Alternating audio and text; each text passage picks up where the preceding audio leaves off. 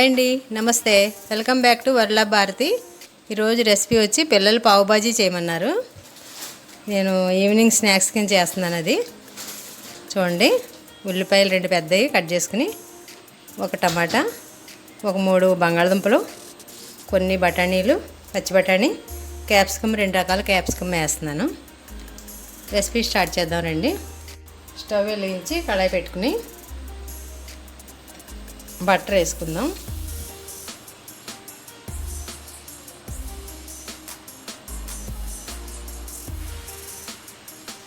ఉల్లిపాయలు వేయించడానికి సరిపడగా ఆయిల్ వేసుకుందాం. 4-5 స్పూన్లు పడుతుంది. ఇప్పుడు 2 ఉల్లిపాయలు వేసుకుందాం. సన్నగా కట్ చేసుకుంటే తొందరగా మగ్గిపోతాయి.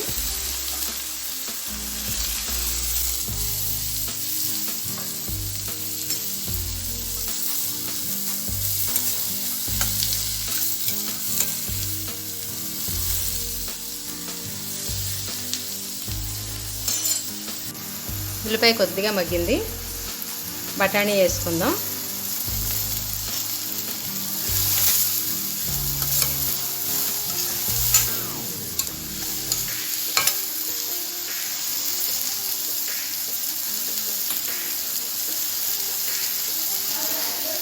క్యాప్సికమ్ వేసుకుందాం.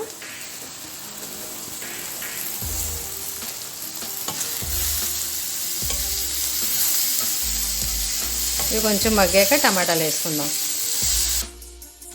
ఇప్పుడు టమాటా కట్ చేసిన టమాటా వేసుకుందాం. టమాటాకి చిన్నగా కట్ చేసుకుంటే గుజ్జు బాగా వస్తుంది. 2 టమాటాలు వేసాను నేను.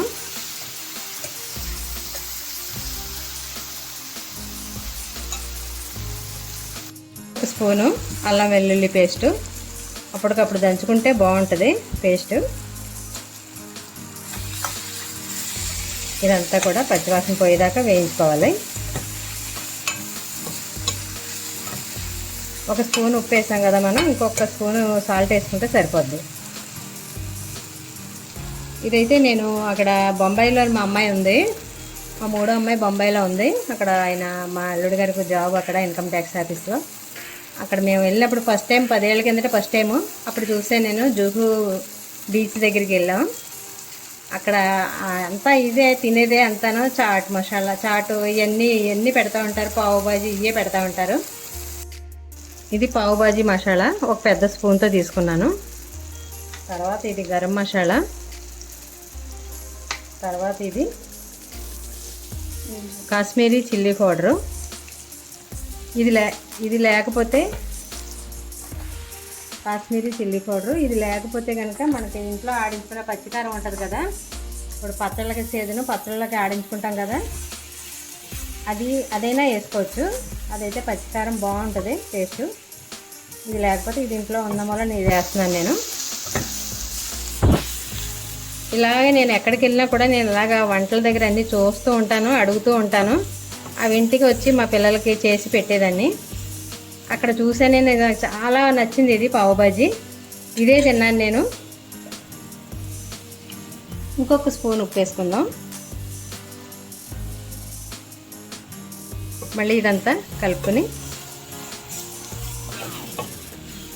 వాసన అయితే గుమగుమలాడిపోతుంది. ఈ 3 బంగాళదుంపలు ఇలాగా పిసికేసుకుని వేసేసుకుందాం.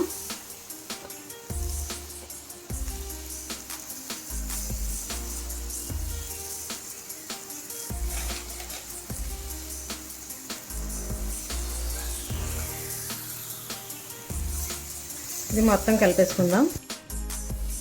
ఒక స్పూను కసూరి మెంతి నలిపేసి వేసుకుందాం.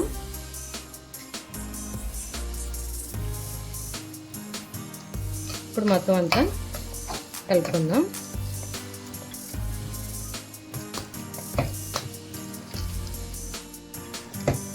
ఈ స్మాషర్ తోటి ఇది ఇలా మెత్తగా మొత్తం అంతా స్మాష్ చేసుకోవాలి. దీంతో ఇలా నలుపుకుంటే నలిగిపోతుంది. లేకపోతే పప్పు గుత్తి ఉంటుంది కదా, ఆ పప్పు గుత్తితోటన్నా అనుకోవచ్చు.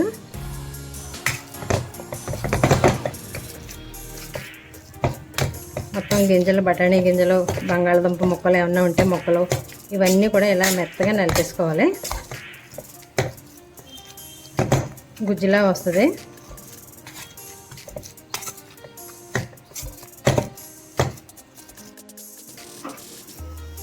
ఇదంతా మెత్తగా ఇలాగా స్మాష్ అయిపోయింది కదా. ఇప్పుడు ఒక గ్లాస్ వాటర్ వేసుకుందాం.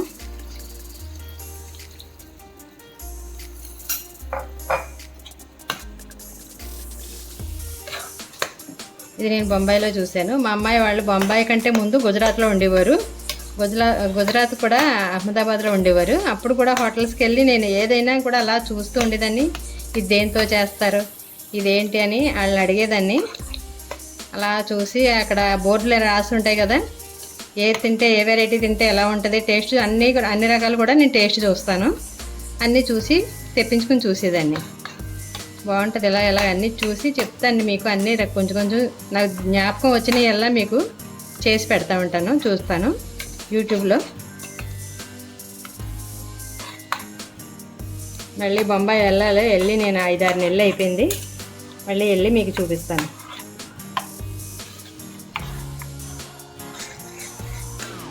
అంతే. ఇది మంట ఫుల్గా పెట్టుకుంటే కొత్త మనం ఉడుకుద్ది కదా. ఇవి ఉడికాక మనకి 1-2 నిమిషాలకి చెక్కబడిపోకుండా ఒక 5 నిమిషాల్లో కట్టేసుకోండి. నాకైతే 5 నిమిషాలు అయిపోయింది. నీళ్ళు వేసాక కట్టేస్తున్నాను. స్టవ్ ఆర్పేసాక కొత్తిమీర వేసేసుకుందాం. కొంచెం ఎక్కువ వేసుకుంటే టేస్ట్ బాగుంటుంది. నేను కొంచెం కొత్తిమీర ఎక్కువనే వేస్తాను. దీని మీద ఇప్పుడు బటర్ పీసెస్ కూడా వేసేసుకుందాం. ఇప్పుడు బటర్ వేసుకుందాం.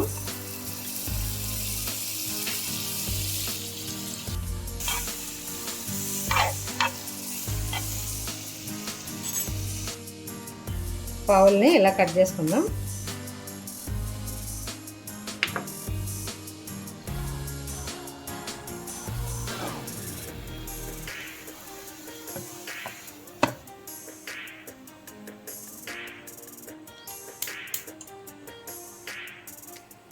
ఇలా దీనికి ఈ బటర్ అంతా కూడా దీనికి అయ్యేలాగా ఇలా కాల్చుకోవాలి. బటర్ ఎంత వేసుకుంటే అంత బాగుంటుంది. ఈ పావులు పట్టుకుని టేస్ట్గా ఉంటుంది. ఈ బ్రెడ్ పావుని చాలా టేస్ట్గా ఉంటుంది. మన బ్రెడ్ ఎక్కువగా బటర్ వేసుకుంటేనే చాలా టేస్ట్ వస్తుంది. దాని మీద ఇప్పుడు బాజీ వేసుకుని తినాలి కదా. మళ్ళీ బటర్ వేసుకుని అలాగే ఇంకో పావుని కాల్చుకుందాం.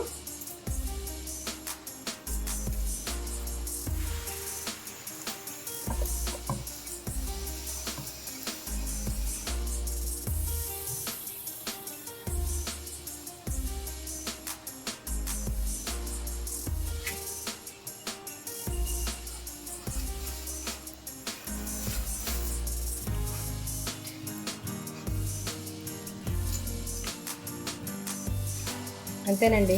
ఇలా బటర్ వేసుకుని పావులన్నీ ఇలా కాల్చుకుంటాం. ఇప్పుడు కొన్ని ఉల్లిపాయలు కట్ చేసుకుని ఇలా దీని మీద వేసుకుందాం. కొన్ని ఉల్లిపాయలు ఇక్కడ పెట్టుకున్నాను. ఒక ఉల్లిపాయ కోసి కొంచెం నిమ్మకాయ ముక్కలు పెట్టుకుని ఇప్పుడు దీని మీద ఇలా బటర్ వేసుకుని డెకరేషన్ చేసుకుందాం. ఇది కూడా కరిగిపోద్ది. అందులో ముక్కలు వేసాను కదా, అది కరిగిపోయింది. ఈ బాజీ అయితే చాలా టేస్టీగా వచ్చింది. చాలా బాగుంది.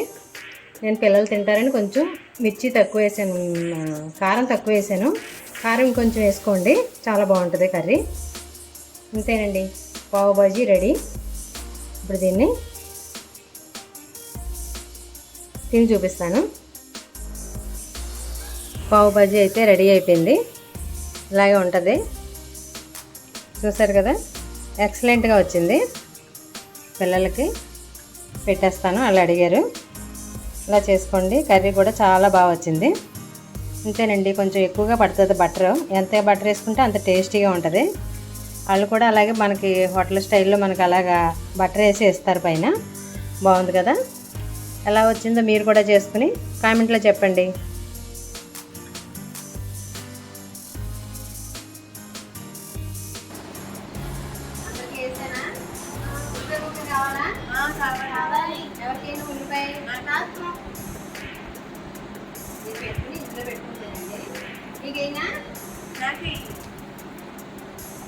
శ్రీరామ్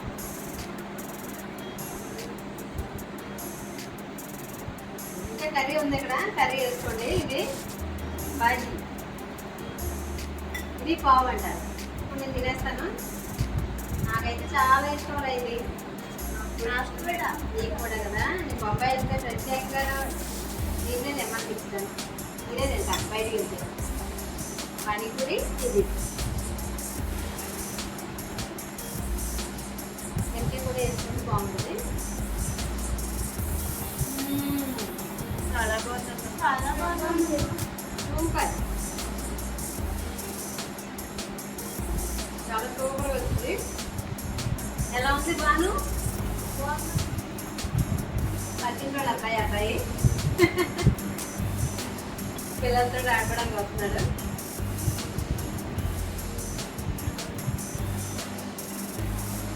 లెక్క కూడా పిండి చాలా బాగుంది.